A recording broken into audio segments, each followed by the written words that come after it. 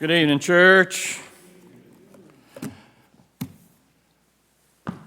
We'll be reading from 2 Samuel 5, verses 1 through 5 from the New International Version. And I don't think I'm giving anything away to say that right now, really, David doesn't have anything to worry about because Saul and his sons, they're gone. They're gone. So let's move to chapter 5. All the tribes of Israel came to David at Hebron and said, "We are your own flesh and blood, and in the past, while Saul was king over us, you were the one who led Israel on their military campaigns, and the Lord said to you, 'You will shepherd my people Israel, and you will become their ruler.'" When all the elders of Israel had come to King David at Hebron, the king made a covenant with them at Hebron before the Lord, and they anointed David king over Israel. David was 30 years old when he became king, and he reigned 40 years. In Hebron, he reigned over Judah 7 years and 6 months, and in Jerusalem, he reigned over all Israel and Judah 33 years.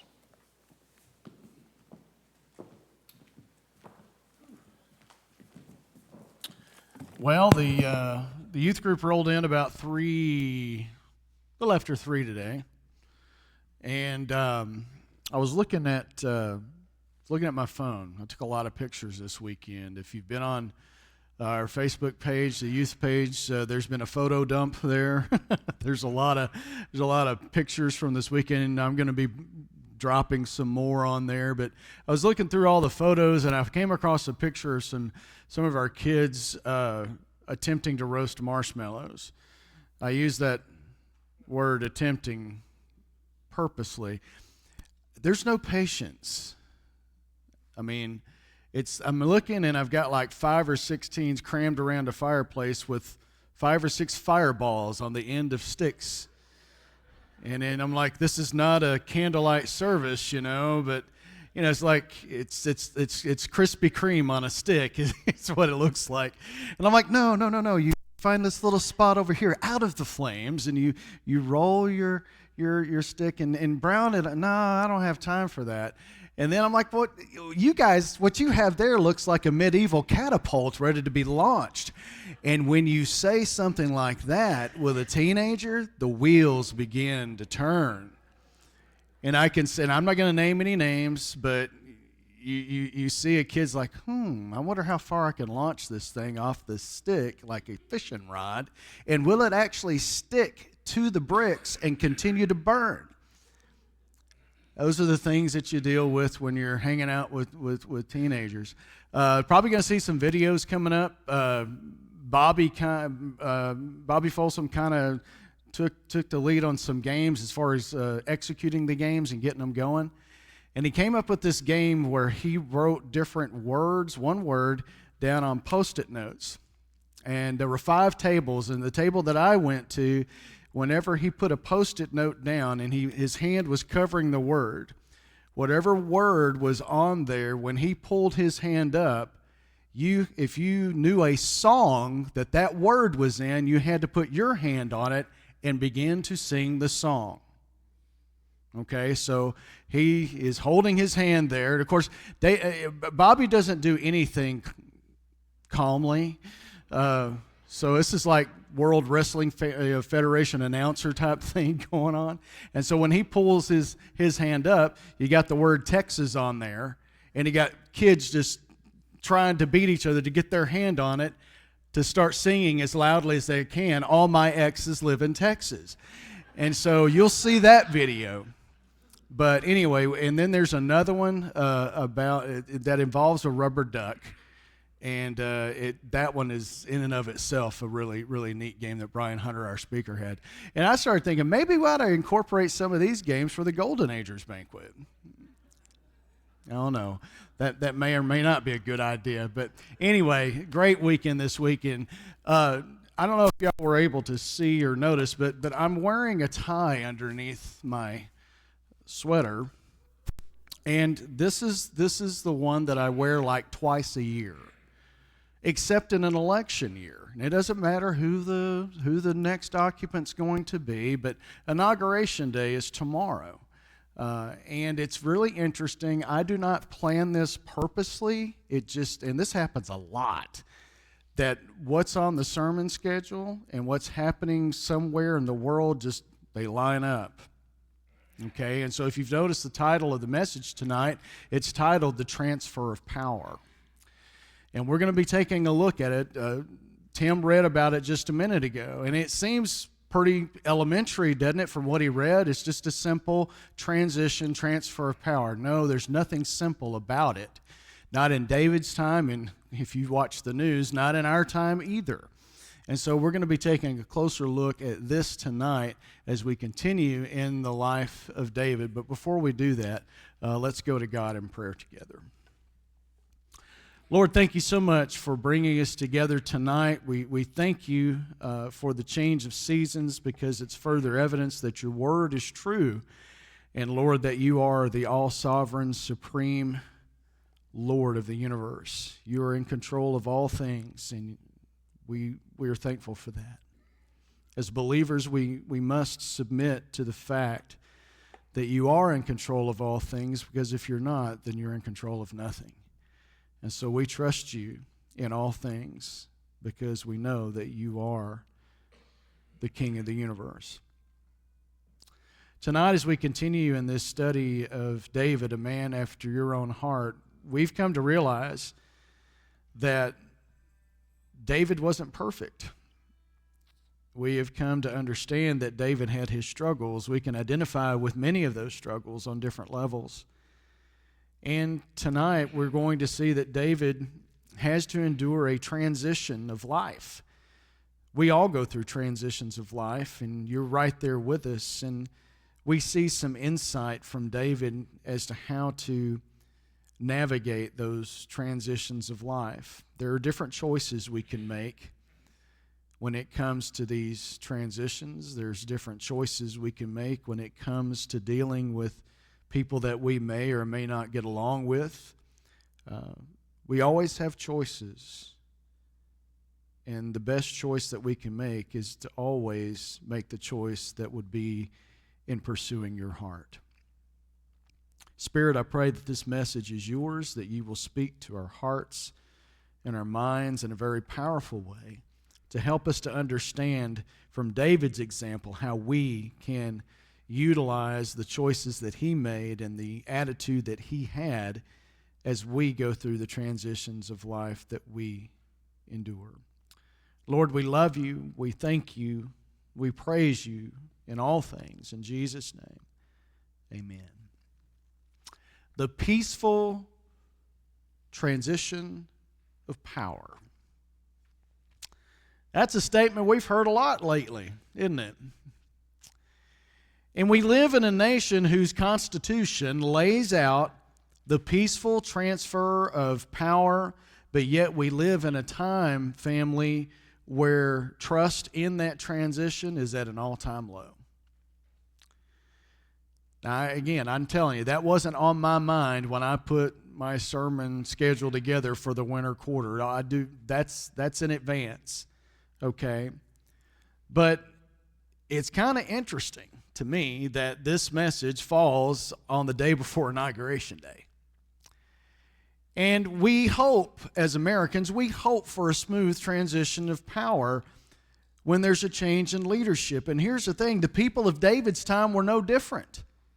They were no different. They were hoping and praying for a smooth transition from King Saul to King David. In our time together, we're going to take a look at this transition from Saul's reign to David's. And on the timeline, when you look at it, most believe that David, if you remember, was anointed by Samuel to be the next king sometime in his late teens or early 20s. He served, from what we've come across already, he served in Saul's administration, and then he found himself constantly on the run from Saul's wrath. Now, according to 2 Samuel chapter 5, verse 4 that was read just a moment ago by Tim, David is now 30 years of age. He's 30 years old, and this is the age, if you remember, where in Jewish culture, all the way up to the time of Jesus and beyond the time of Jesus, when you were considered to be making the transition into manhood. Now, I find that interesting, really, in the life of David. I mean, he's just turned 30, and that's when he's crowned the king. And here's the thing, if that's the case with the life of David, then David has endured way more challenge, way more responsibility, and a whole lot more fear than most men face in their entire life. Before the age of 30, he did.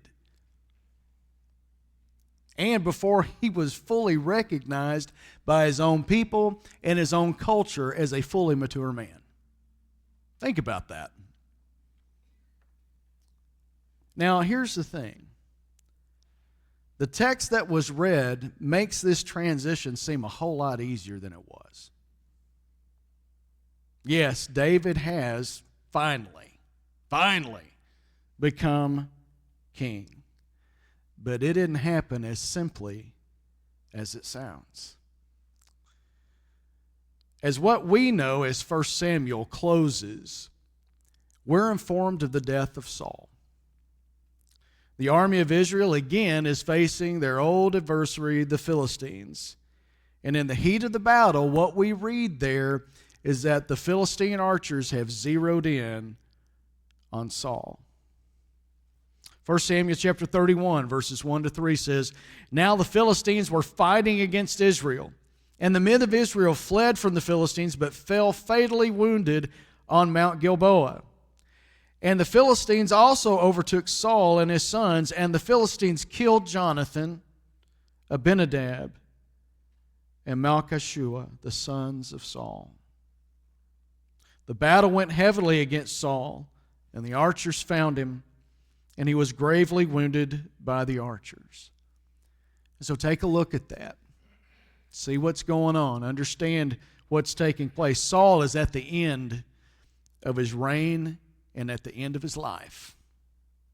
He's already, think about this, he's already witnessed the deaths of his sons. And so he knows that his lineage is gone. His lineage has died with them. And as king, he realizes that although he is gravely wounded, the Philistines want to capture him alive. And the reason why is so that they can humble him with torture. He knows what's coming. He knows that it's not going to be pleasant. Verse 4, he makes the last decision of his reign and the last decision of his life. It says, Then Saul said to his armor-bearer, Draw your sword and pierce me through with it. Otherwise these uncircumcised Philistines will come and pierce me through and abuse me. But his armor-bearer was unwilling because he was very fearful. So Saul took his own sword and fell on it. Now here's the thing. This news right here, although it assured David of the throne that he has waited so long to assume, it comes to him bittersweet. Not only has his adversary Saul died, but his best friend Jonathan has lost his life in that battle as well.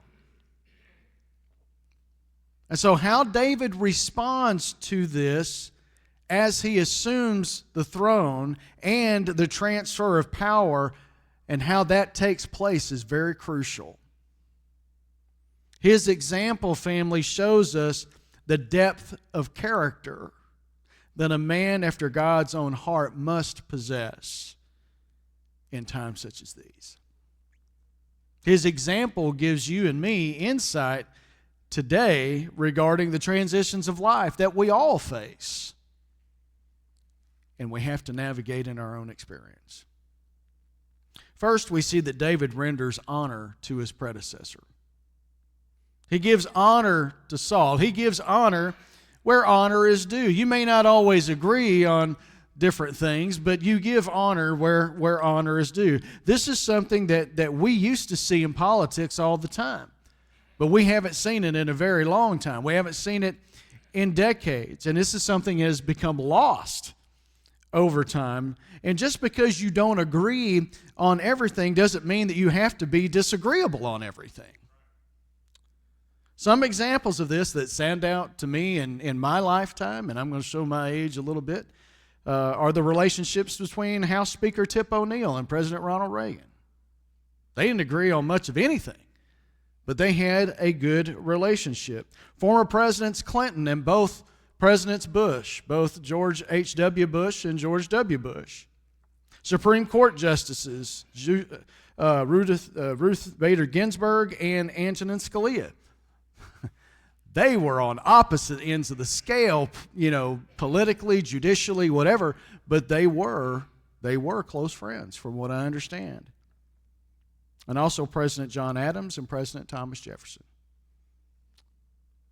In the case of David, as we return to the narrative, he and his men, if you remember, have just completed avenging themselves on the Amalekites. And you remember what happened. The Amalekites had destroyed Ziklag, which had been given to David and his men by King Achish of the Philistines, and had taken their families prisoner.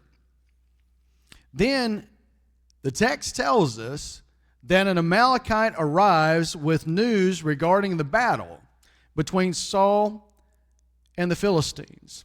The battle, if you remember, that David and his men came this close to participating in. And you know why they were wanting to participate? They were trying to keep up the deception with Achish. Okay? And so the report also includes, it comes back of this battle that David and his men were this close to being in. The report comes back that Saul and his sons have been killed, including Jonathan, his best friend. Now, I'm sure as David is hearing this news, think about it from his perspective. As he's hearing this news, he's contemplating the very real possibility of coming face to face with Jonathan on the battlefield. That was possible. And he's grateful that it didn't happen that way. But at the same time, he's sorrowful of the loss of his best friend. David asks in 2 Samuel chapter 1, verse 5 of this Amalekite, "How do you know that Saul and his son Jonathan are dead?" You see, I believe that David's question is twofold when he asks it, in the sense that he needs confirmation. He has to have accurate information. He must get confirmation in order to take the authority to assume the throne. But he also needs confirmation of the hardest news that he's ever heard. And here's what we need to understand, and this is what we can relate to. When monumental things happen in our life, we need more than just someone's initial word. We need confirmation. And the Amalekite continues his testimony in verses 6 through 10. The young man who told him said, "By chance I happened to be on Mount Gilboa, and behold, Saul was leaning on his spear, and behold, the chariots and the horsemen had overtaken him. When he looked behind himself, he saw me and also called to me and said, 'Here I am.' He said to me, 'Who are you?' And I answered him, 'I am an Amalekite.' And he said to me, 'Please stand next to me and finish me off, for agony has seized me, because my life still lingers in me.' So I stood next to him and finished him off, because I knew that he could not live after he had fallen. And I took the crown which was on his head and the band which was on his arm, and I have brought them here to my Lord." Now here's something to consider. Is what this Amalekite told David the truth? And who knows for sure? It seems as if he knows that David is in line for the throne. And we see that the Amalekite made absolutely sure to inform David that when he found Saul, he was merciful. And he finished Saul, the king of Israel, off in order to put him out of his misery. Again, is this what really happened? Who knows? Now, here's something else to consider. Would there be advantages to the Amalekite sharing this story with David? Oh, yeah. Absolutely. By telling David that he had shown mercy to the previous king, Saul, the previous king of Israel, then perhaps the next king of Israel, that being David, would show him mercy. You know, I find it very interesting that this Amalekite escaped from the Israelites and chose not to go back to his own people. Possibly because David and his men had recently wiped them out on the battlefield. But he chose to present himself to David as the merciful finisher of David's adversary, Saul. Think about it. At this point, what has he got to lose? The old saying here seems to be pretty true. And that saying is, fate does not make, or it does make, for strange bedfellows. And it appears that this Amalekite is rolling the dice. He's rolling the dice on fate with David. The text continues in verses 11 and 12. It says, Then David took hold of his clothes and tore them, and so also did all the men who were with him. And they mourned and wept and fasted until evening for Saul and his son Jonathan, and for the people of the Lord and the house of Israel, because they had fallen on the sword. Take a good look at that. Nobody else began mourning until David did. David set the example. David set the tone. David took his clothes and he tore them. You're like, well, what? That's an interesting way to react. For us, it sounds kind of weird. But for them, it wasn't. Remember the deal that Samson made with his groomsmen, so to speak? You know, he made a deal, and then they kind of played a trick on him, if you remember, and then he took all their clothes. That wasn't just to shame them, it's because clothes were valuable. And so when you tore your clothes, you were making a real sacrifice. You were showing your emotion in such a way that you have been cut to the heart, you have been rent to the soul. It's a very valuable sacrifice to tear your clothes like that. And so that's what he did. He set the example, and his men followed him, and then everybody else just fell into line. He's being a leader.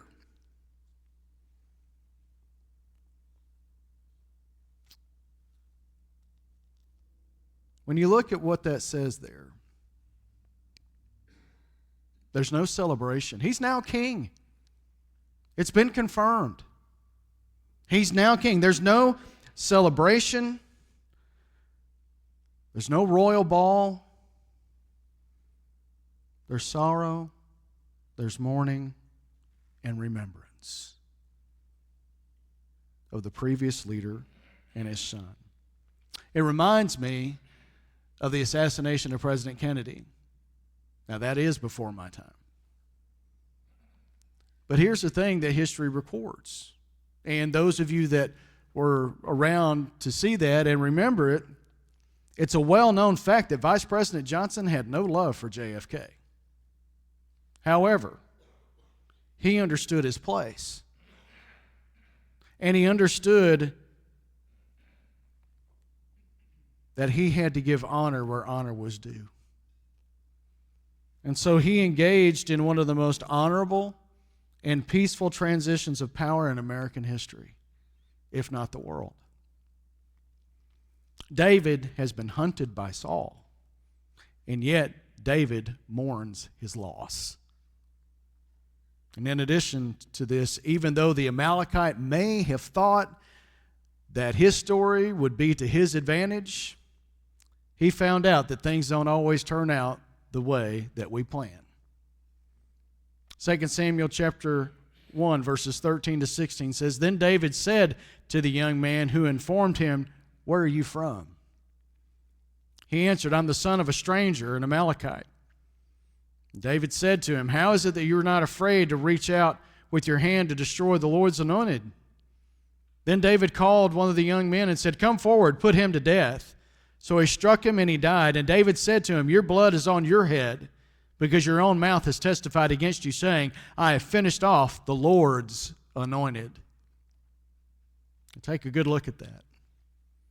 And that right there falls in line completely in lockstep with David's attitude toward Saul. Saul was the Lord's anointed.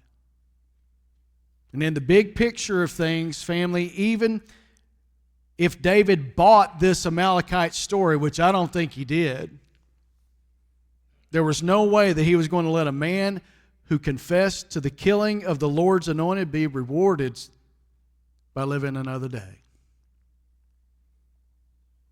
Verses 17 and 18, we see the God-given creative beauty of David and the depth of his heart, and a man after God's own heart. Look at what it says. Then David sang this song of mourning over Saul and his son Jonathan. And he told them to teach the sons of Judah the mourning song of the bow, and behold, it is written in the book of Jashar. Now, if you didn't know, the book of Jashar is also called the book of the upright. It's also known as the book of the just man. And in addition to that, a copy of this song of David that we read about here in our text is also found in that book, which is a lost book that is mentioned on a number of occasions in the Scriptures.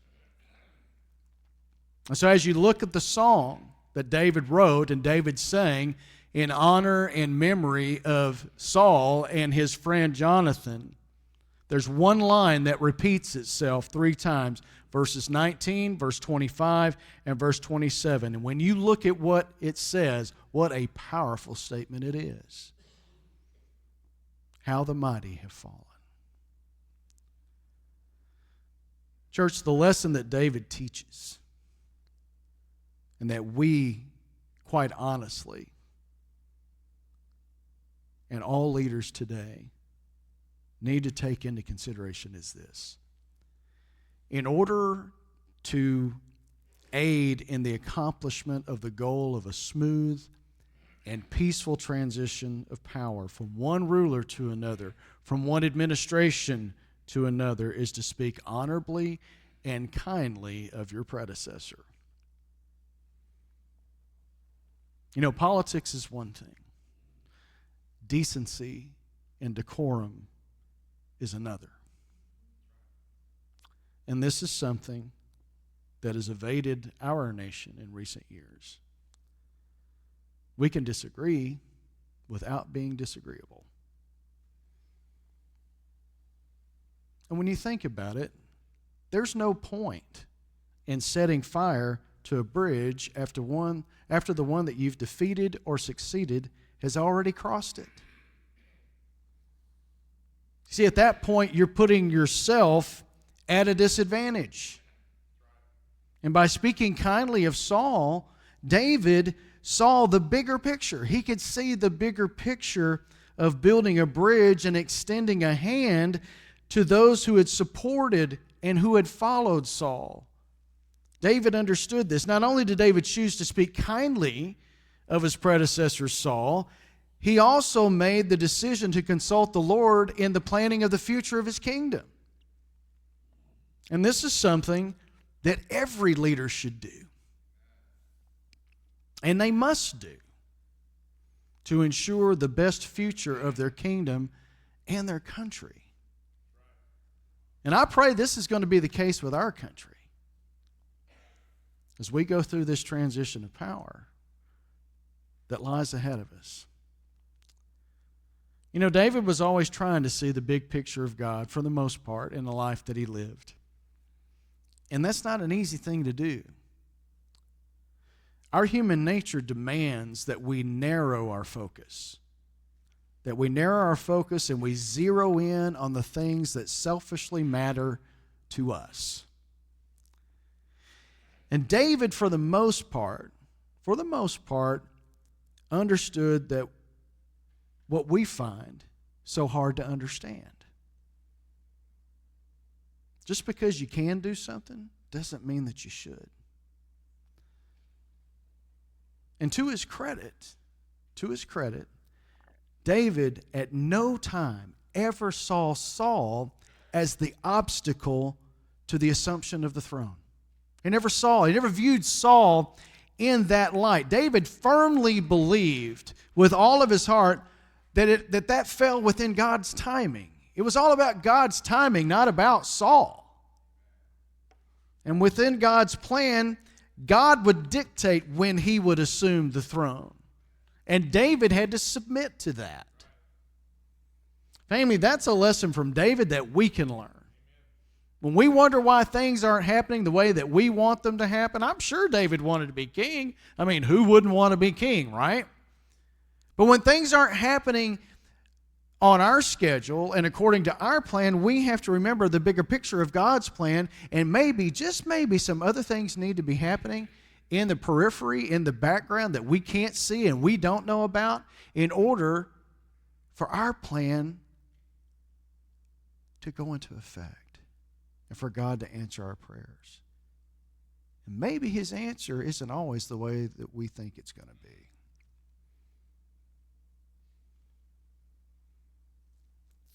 Family, that submission to the plan of God is a big part of being a person after God's own heart. David also, for the most part, understood that even though we know the truth, we still have to choose to submit to the truth.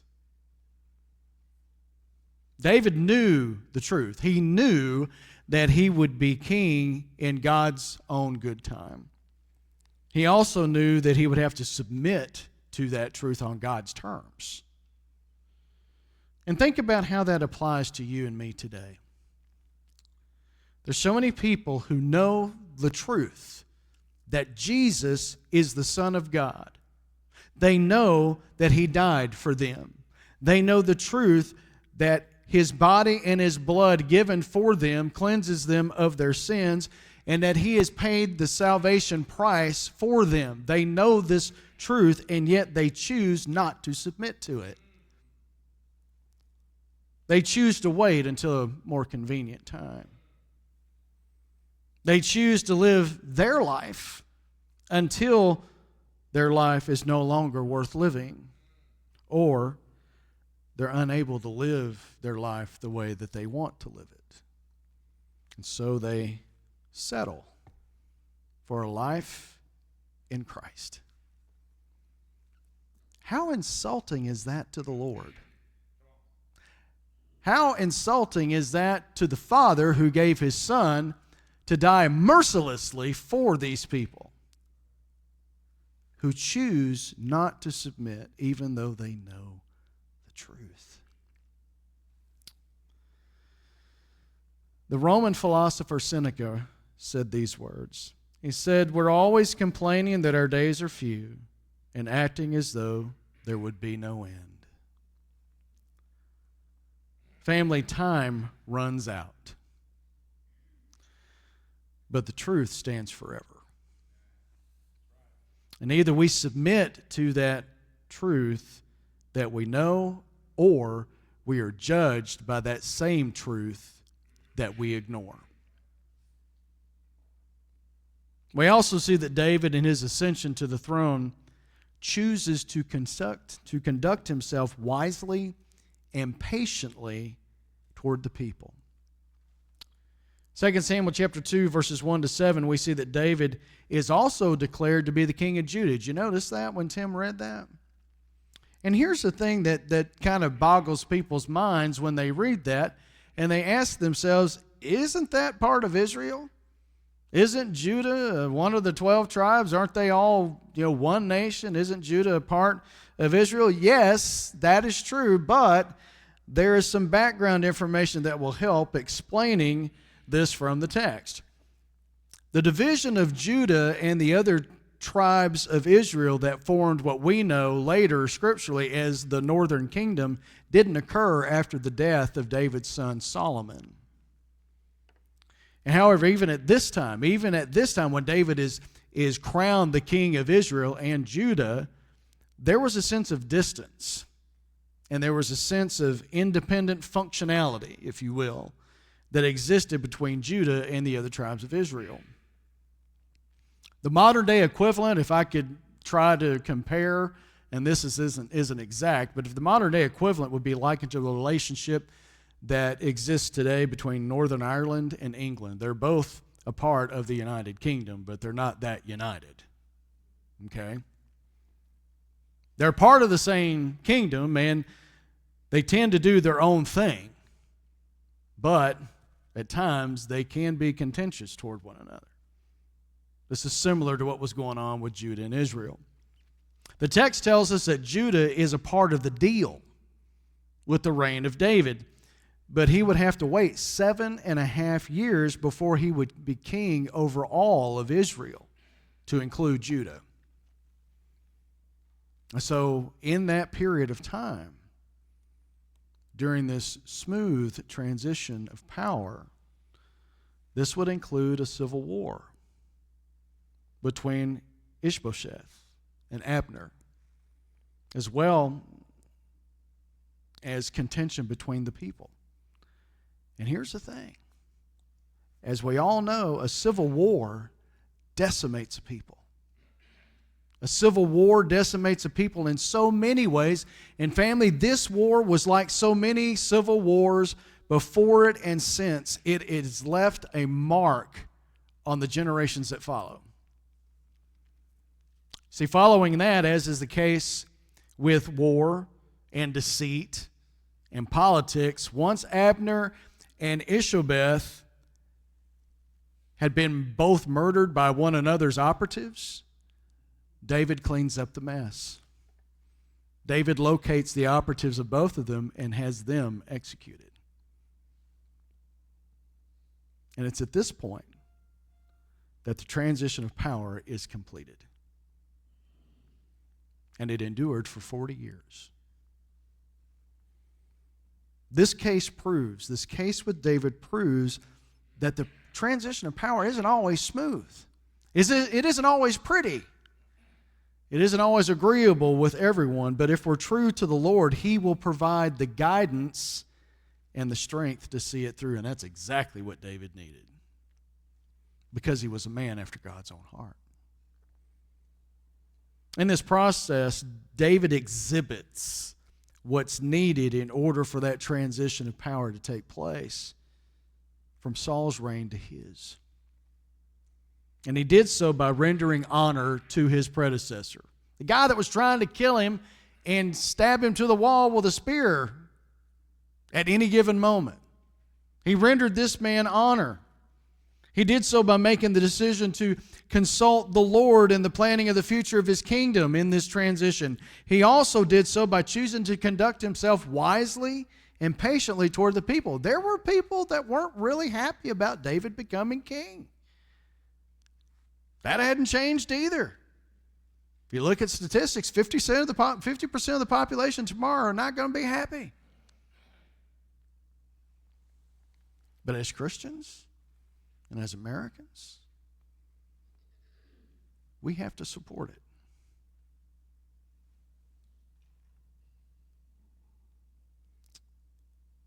Family, although a transition of power isn't always smooth, it's due mostly to Satan's participation. Satan's participation through disruption. And in the example of David, what we see is that it is possible, if we endeavor to do so with faith and trust in the Lord and as a people after God's own heart. Message is about the transition of power. Tomorrow is about the transition of power. But what I want to know is, has a transition of power, or the transition of power, taken place in your heart? You see, it involves us on a personal level. There comes a point in time when you and I have to transition power in our life from ourselves to the Lord. When we have to decide for ourselves, hey, we can't do this anymore. Because we run out of answers. We run out of patience. We run out of strength. And we need to transfer that power and that authority from ourselves to Jesus. Have you done that?